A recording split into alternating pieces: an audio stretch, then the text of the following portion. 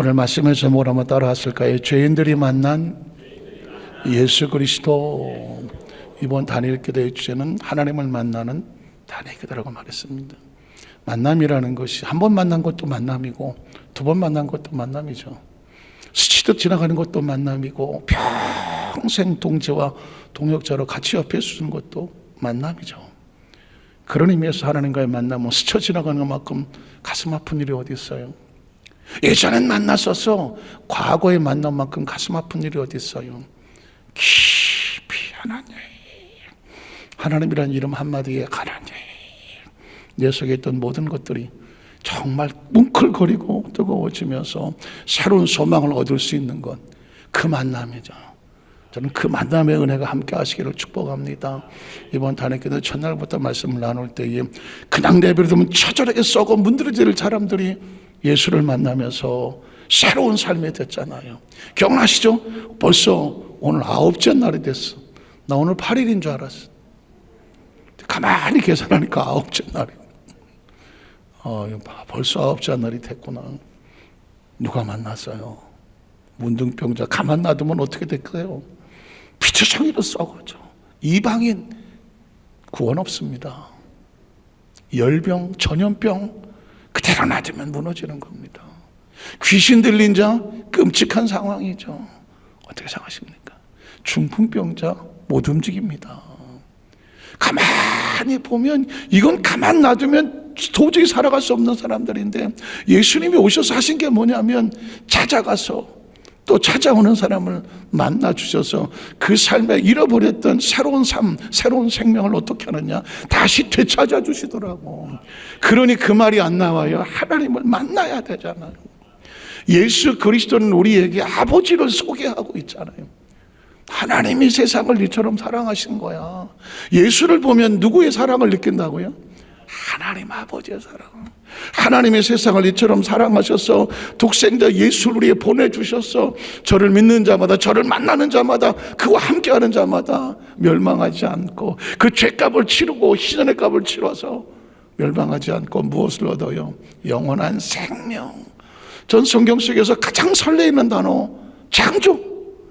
야, 창조가 없었다면 이 무의미하고 무가치하고 뭐야 이게 존재의 감이고 참. 이 창조를 모르면 존재의 가치가 없잖아요.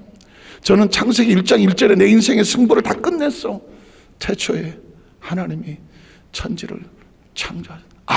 나는 우주의 고아가 아니구나. 나에겐 소속이 있구나. 나는 하나님이 의도와 목적을 가지고 창조한 목적 있는 존재구나. 목적 있는 존재구나. 그리고 요한복음 3장 16절에요. 하나님이 세상을 좀 사랑하죠. 그냥 만드는 공장에서 기계처럼 만들어진 존재가 아니라 하나님의 형상과 모양을 닮아 하나님의 사랑을 받은 존재구나. 사랑을 받은. 그 사랑 속에서 내가 나 존재의 가치를 깨달아지니까 그 인생 끝나는 거예요. 그 가치를 가지고 여기까지 온 거예요. 저는 우리 여도수 만작교회 성도들이 혹시 우리 뭐 10대도 있고 20대도 있고 30대도 있겠지만 10대, 20대, 30대 이 지나온 가정 가운데에 예수를 내가 뭐 몰랐겠어요? 어려서부터 교회를 다녔는데 성경을 달달 외우고 교회 열심히 해서 1년 동안 열심히 요절 외우고 헌금하고 뭐 하라는 거 열심히 출석하고 해서 그들은 연말에 가면 시상식을 해요. 시상식을 하면 크레파스 이따만한 이거보다 막 50개, 60개들은 크레파스. 1등은 크레파스를 주고 뭐 노트 주고 뭐 이 성경책도 주고 뭐 그랬던 기억이 나거든요. 그러니까 그것도 또 쏠쏠하게 재미가 있어서 열심히 했어요. 전도도 하고 성가대 지휘도 하고 애들들이 교회학교 고등학교 때 여름 성경학교에서 뭐 반사라고 하죠. 그때는 선생님도 하고 했어요. 그럼에도 불구하고 얼마나 휘청거렸는지 몰라요. 얼마나 휘청거렸는지 몰라요. 제 오죽하면 군대 가서 1년 동안 처절한 절망에 처박혀갖고 교회도 못 나가고 완전 찌그러져 있었던. 그래서 제가 그 상처와 아픔이 얼마나 무서우니 갈등과 힘든 어려운 게 얼마나 아픈지를 알거든요. 그러니까 중요한 건 뭐냐면 하나님과 인격적인 만남이라든 그 고상한 단어도 중요하지만 처절하게 하나님이 내 삶을 치고 들어와서 나를 인식을 시켜줘야 돼. 그래서 내가 철저하게 하나님으로부터 무장이 되고 하나님이 아직 경험이 되고, 그게 성령 세례가 돼서 방언을 말할 수도 있고, 어떤 처절한 일생일대의 기도를 통하여서 하나님께서 내 삶에 개입해 들어오셔서 하나님을 내 흔적을 남겨서 도저히 못 떠나가도록 하나님 나를 붙잡아 주시는 은혜가 있더니, 이 경험이 있어야 돼. 이게 있어야, 이 만남이 있어야 인생을 무의미하게 허무하게 보내지 않아. 절대로 허무하게 하지 않아. 제 10대, 20대가 처절하게 피투성이로 흔들려 보기도 하고 하나님 붙잡고 매달려 보기도 하고 하면서 몸부림치면서 그 하나님 속에 들어와 있어서 그 하나님의 소명을 붙잡고 여기까지 달려왔지만, 그러나 목회도 만만하지 않아요. 목사만 되면 그냥 무슨 뭐 엘리베이터 타고 올라가는 것처럼 가만히 있어도 아니야. 제가 가끔 얘기하지만, 아니 이 별 다를 것 없는 인간이 한 손으로는 하나님의 손을 잡고 한 손으로는 우리 성도들의 손을 잡고 중간에 뭐가 다르다고 뭐 주의 종이라고 그러고 목사라고 그러고 무슨 뭐 강단의 사람보다 많아. 이게 얼마나 두렵고 떨리는 일이냐고요. 두렵고 떨리는 일이냐고. 그러잖아요. 이 목사는 토요일날 저녁에 성질도 못 내. 목사들끼리 하는 얘기예요. 토요일날은 오늘도 무사히, 다음 주일은 주일 아침에 강단에 설교를 해야 되는데 토요일날 저녁에 만약에 뭔가 상태가 어그러져 보세요. 여러분 그 심정 아세요? 마음은 막 후락불그락하고 막 싫고, 근데 목사님 올라가시죠. 진짜 왜 이제까지 오면서 그런 일이 없었겠어요? 주일날 올라가야 되는데 속은 막 이리 흔들리고 저리 흔들리고. 그러니까 막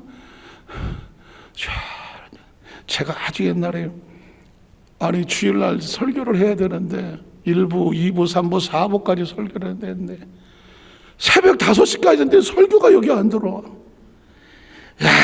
밤새 잠도 못 자고. 제가 그때는 조영기 목사님 그 설교 원고를 A4 8장이에요. A4 8장을 통째로 다 외워야 했어요. A4 8장을 통째로 외워요.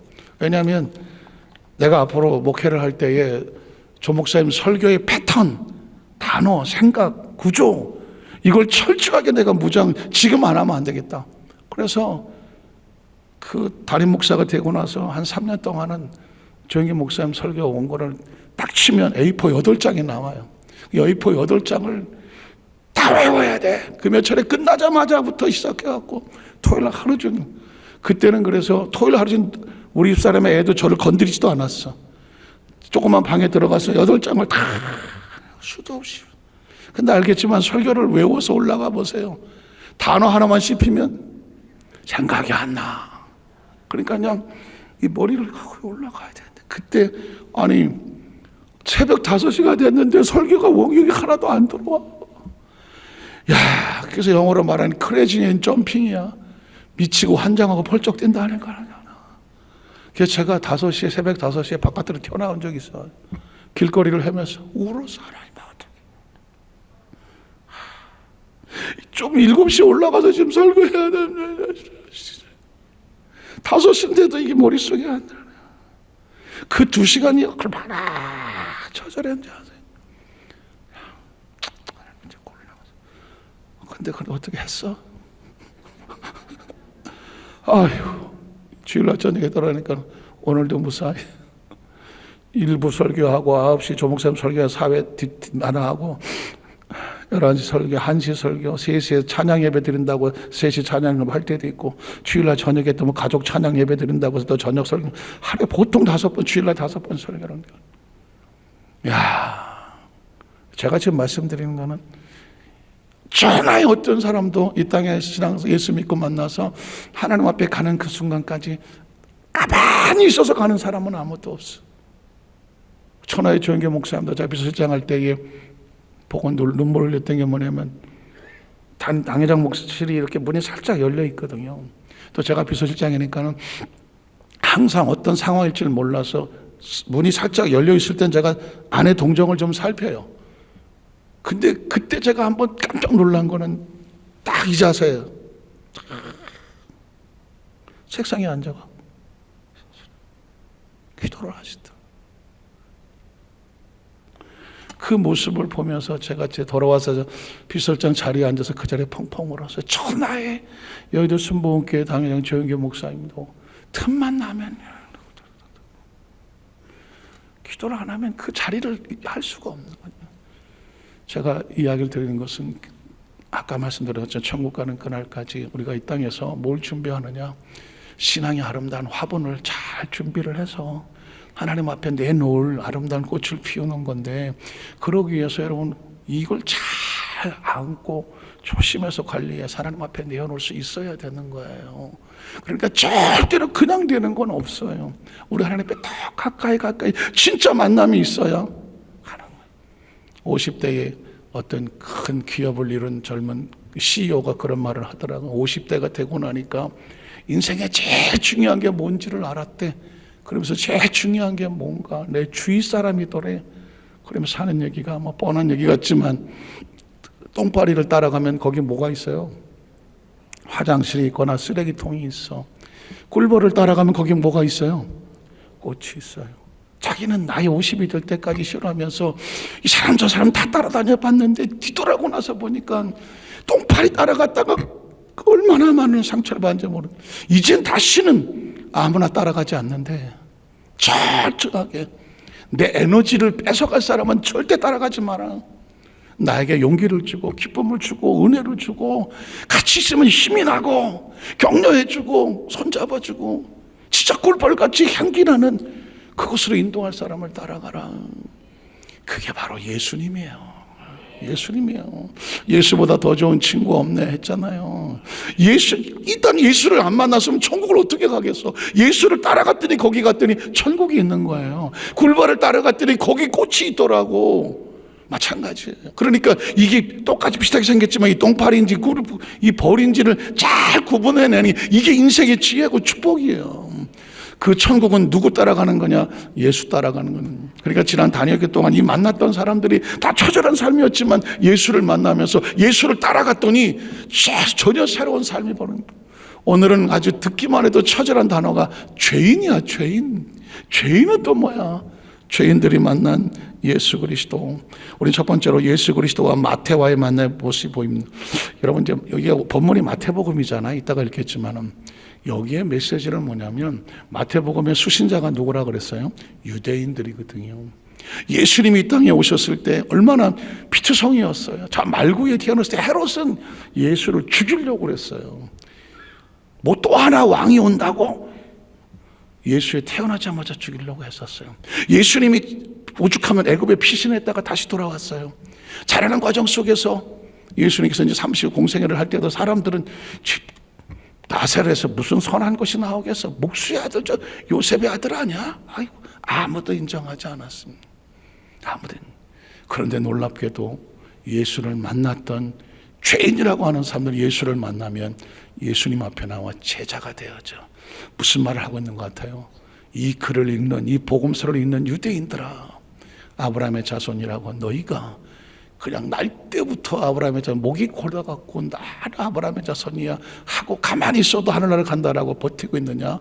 너희는 나와 상관이 없고 하나님 나라와 상관이 없어. 너희가 믿지 아니고 따르지 아니했던 저 예수 그리스도, 예수는 너희 같은 자들을 부르지 않는다. 너희가 무시하고 손가락질하는 저 마태, 세리, 죄인들, 이 사람들을 들어서 하나님의 나라를 이끌어가게 한다. 이게 메시지예요. 마태복음의 가장 강력한 메시지는 사람이 자기가 막 높이는 사람은 예수님은 쳐다보지도 않아.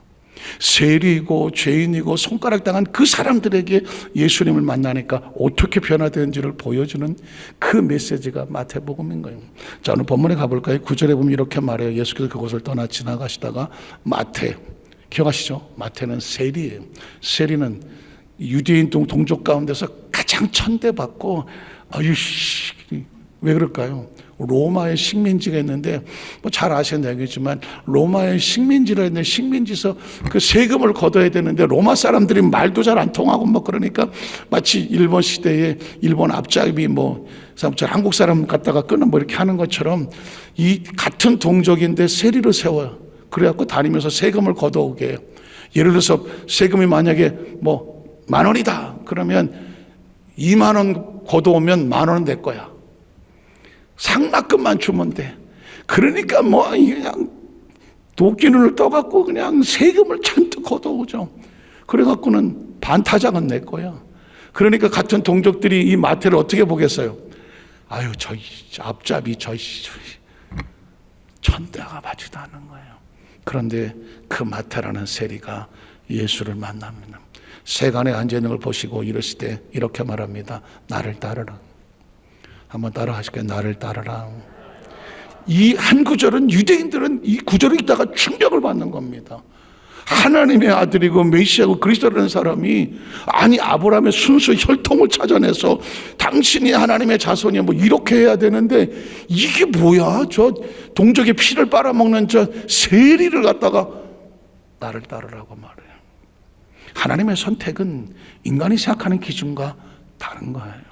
다시 말해서 스스로 의롭다고 하고 야 나보다 잘난 사람 나보라라고 스스로 높이는 사람은 예수님은 스쳐 지나가요. 세리 마태도 알아요.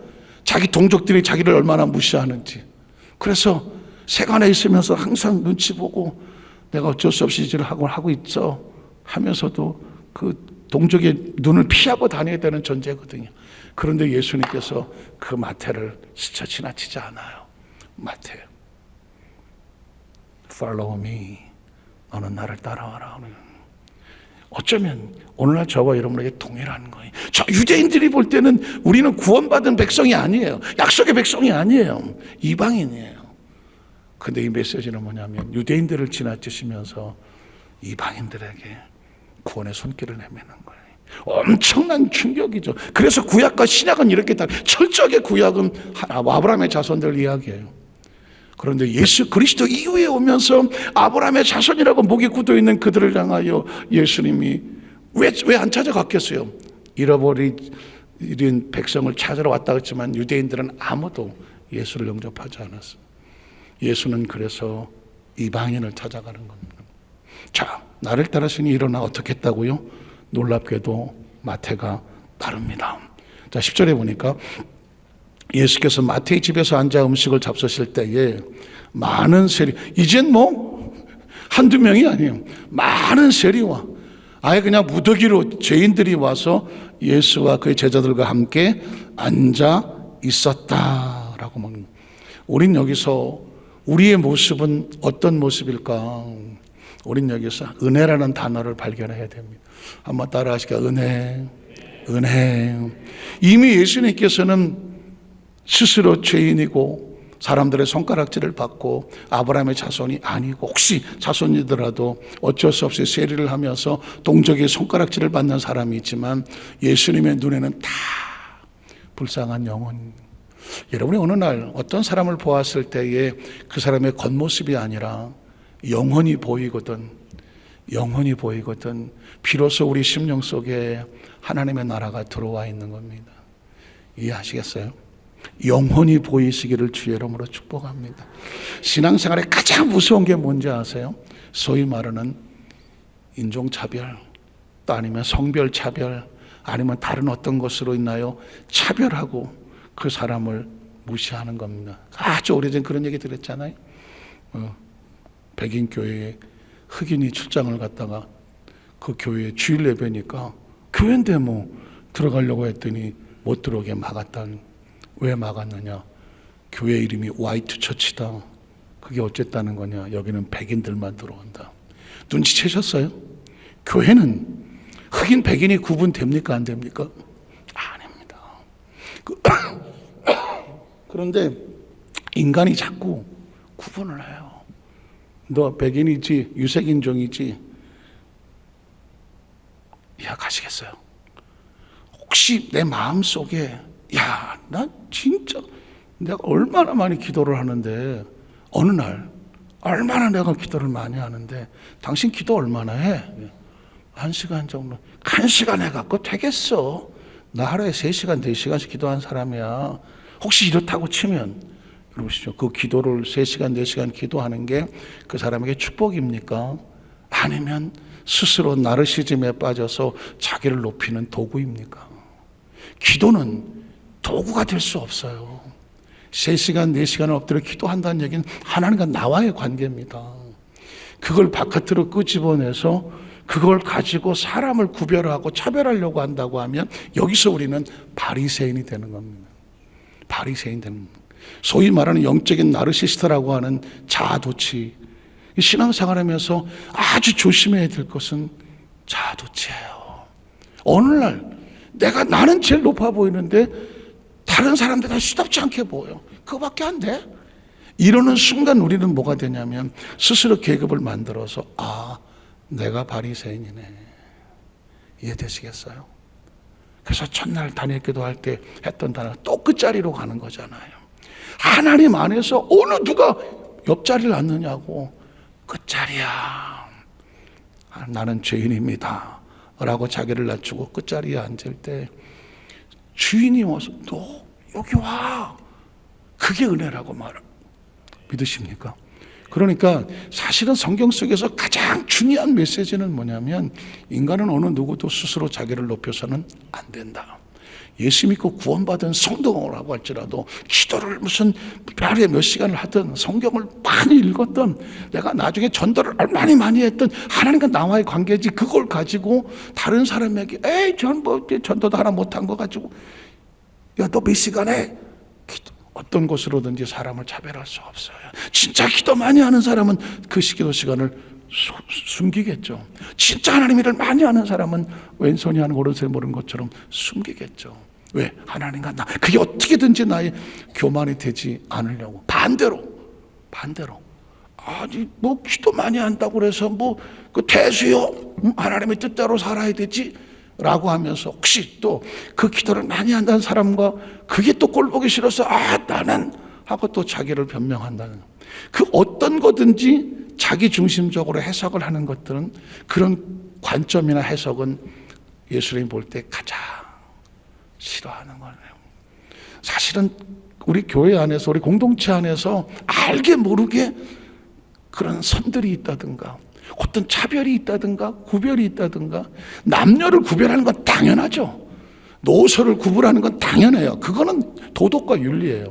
그런데 그 어떤 것을 가지고도 사람은 내가 너보다 낫지 이런 식의 차별을 하는 건 이건 아주 그게 가장 예수님께서 미워하는 거예요. 그래서 그 다음 절에 보면 둘째로 예수를 비난하는 바리새인들의 모습이 나와요. 마태복음 9장 11절에 보면 그 상황 때 바리새인 기억하시죠? 파리시스라고 하는 이 바리새인들은 뭐 좀 이따 나오겠지만 이 사람은 종교주의자입니다. 철저하게 그 당시 뭐 성직자라고 표현하기 좀 그렇지만 종교주의자예요. 그러니까 철저하게 율법을 지키고 계명을 지키는 아주 그냥 전통 전문가야. 뭐 옷에도 계명을 써서 붙이고 일주일에 2번을 금식해. 그러니까 종교주의자예요. 그러니까 나만큼 신앙생활 잘하는 사람 나와보라 그래. 이게 바리새인. 그러니까 바리새인이 볼 때에 예수님이 못마땅할 수밖에 없는 거예요. 아니 저 세리들 저것들하고 왜 같이 어울리지?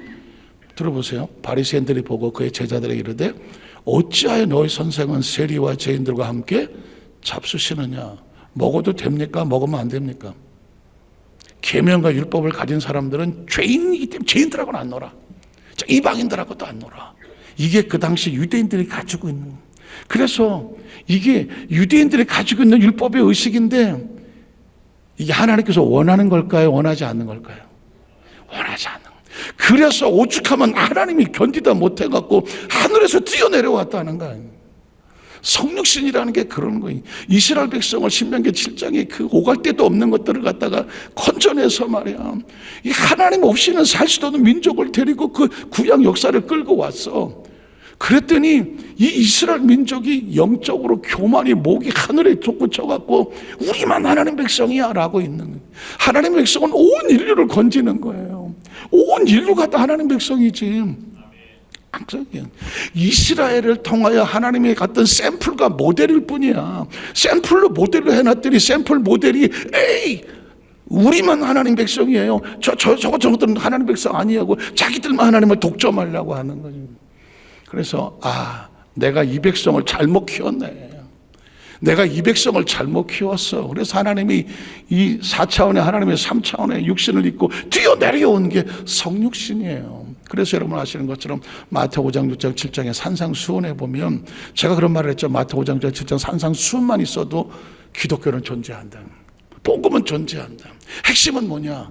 옛사람에게 말한 바 율법이에요. 너희는 살인하지 말라. 모세는 살인하지 말라라고 말했어.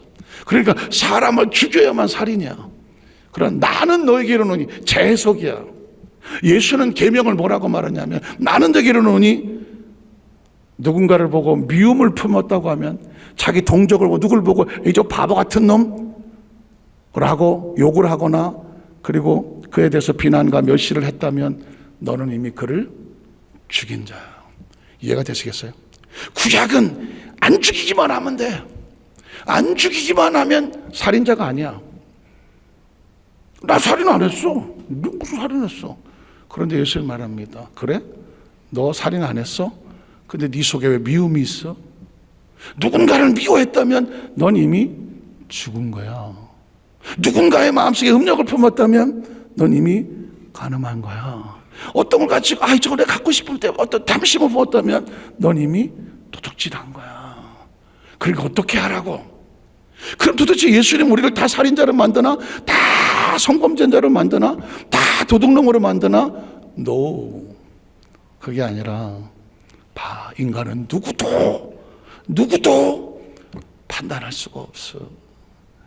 저 사람은 정가 10범이고요. 난 정가 1범이에요. 내가 더 깨끗하지. 인간은 이러려고 해. 그러나 하나님 볼 때는 정가 10범도 정가 1범도 다 죄인이야. 저 사람은 수십억을 훔쳤고 나는 15,000원 훔쳤는데 수십억을 훔쳤거나 15,000원을 훔쳤거나 하나님 볼 때는 다 죄인이에요. 그래서 예수님의 재해석은 뭐냐면 그러므로 피차에 서로 돌 던지지 말라. 누구도 서로 내가 낫다, 의롭다라고 말할 수 있는 존재는 없다. 이해되시겠어요? 내가 천국에 가서 예수님 옆자리 우리 앉게 해주세요. 제자들조차도 서로 머리 터치고 싸우고 있었을 때 예수님의 관심은 옥합을 깨뜨려 예수의 발 앞에 붙던 여인에게 가만두어라. 저간에게 좋은 일을 하였다. 제자들은 계산하면서 누가 예수님 옆자리에 앉을까? 우리가 하고 있었을 때 옥합을 깨뜨린 여인은 예수의 장례를 위해서 향유를 부었습니다. 저간에게 좋은 일을 하였다. 예수님의 관심은 그런 데 있지 않아요. 자, 성경 속에 이 복음서에 가장 예수의 가슴에 못을 박은 사람이 바리새인이요. 오늘 왜 바리새인 얘기를 할까? 다른 거 아닙니다. 우리가 신앙사 어느 순간에 나도 모르게 바리새인이 되어 있다고 하면 예수는 없어요. 자, 그러면 그 다음 장 한번 볼게요. 누가복음에 보면 18장 9절 이하에 보면 바리새인의 원색적인 모습이 나와요. 자, 또 자기를 의롭다고 믿고 다른 사람을 멸시하는 자들에게 이 비유를 말씀하시되 두 사람이 기도하러 성전에 올라가니 하나는 누구다? 바리새인이고 하나는 누구다? 세리. 아까 거기 바리새인 세리 둘 다 나왔잖아요.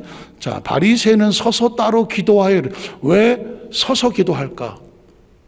돋보여야 돼. 나 바리새인이야. 봤어? 나 바리새인이라고. 어이씨, 안 알아주네. 서서. 왜 따로 있을까? 저 세리하고 난 달라요.